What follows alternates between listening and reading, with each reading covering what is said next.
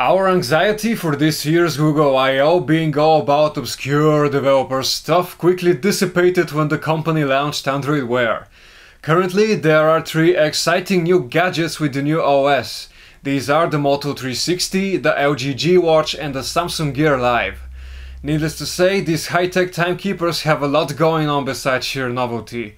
At Google I/O, we had the opportunity to have an early look at each of them and we came back very impressed. So here's how the first Android Wear devices are shaping up.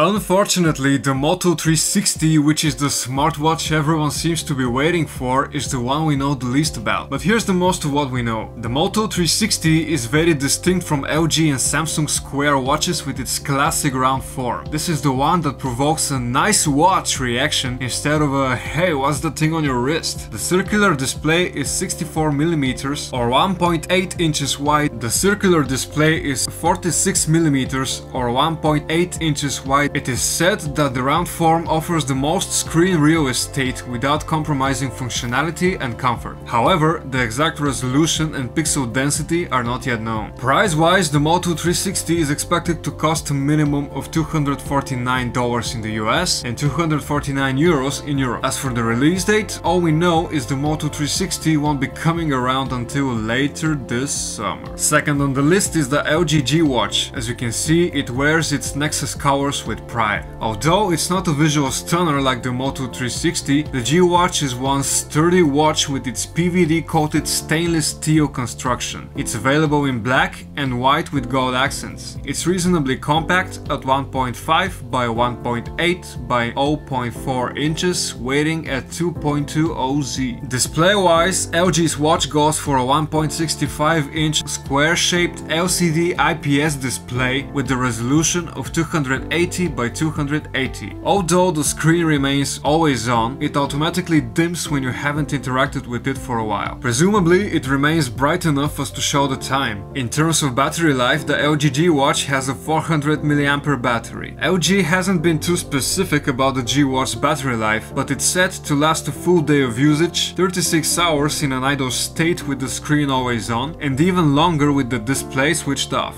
The G Watch is available for pre-order in the Play Store for $229 in 12 countries, including the United States and the UK. Pre-orders will start shipping on the 7th of July. The G Watch will also be available in 27 more markets at a later date. Finally, we have the Samsung Gear Live. If you're asking us, this is the best looking Gear smartwatch to date. Its lines and curves are smoother and the faceplate no longer has those aggressive looking metallic screws. The Gear Live sizes up to a 1.5 by 2.2 by 0.35 inches at a weight of 2 OZ. Talking about the screen, Samsung predictably opted for a Super AMOLED panel. It is 1.63 inches, but it has a higher resolution of 320 by 320 compared to the G Watch. So far, we've taken a look at 3 very different smartwatches, but they have a lot more in common than you think. All are powered by Google's Android Wear operating system and pair with devices running Android 4.3 and up. Right now, the core software experience is the same between the 3 watches. Their watch faces present information such as the time of the day,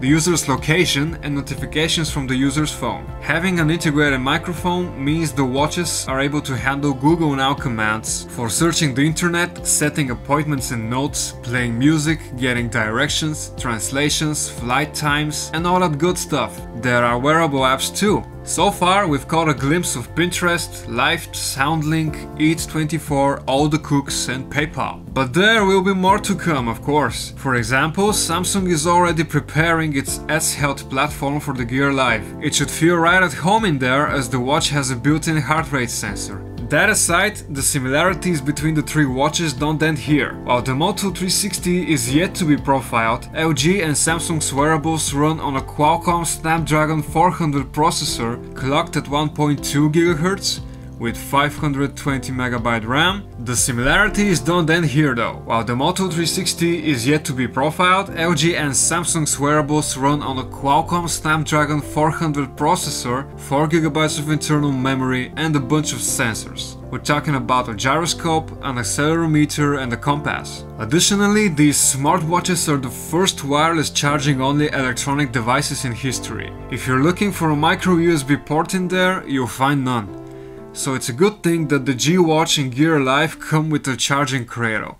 So here they are, the first Android Wear smartwatches. Which one's the best though? Hard question. See, the core software and hardware experiences are largely the same between them right now. Choosing a winner is mostly a matter of design. And among the first crop of Android Wear watches, the Moto 360 we think has a realistic chance to land some popularity as a luxury watch. The other two, we think they need an injection of personality to overcome their smartphone companion feel. Even then, it's impossible to elect a winner. Because just like with traditional watches, choosing a smartwatch is a matter of taste, and as we all know, everyone's tastes are different. However, design won't remain the only deciding factor for long. Right now, Android Wear looks and feels exactly how Google made it, and it's all about its apps and services. But this will change because wearable manufacturers will be looking to differentiate their products with more unique functionality. And that's when their true colors will appear. This is Luis D from PhoneArena, thanks for watching.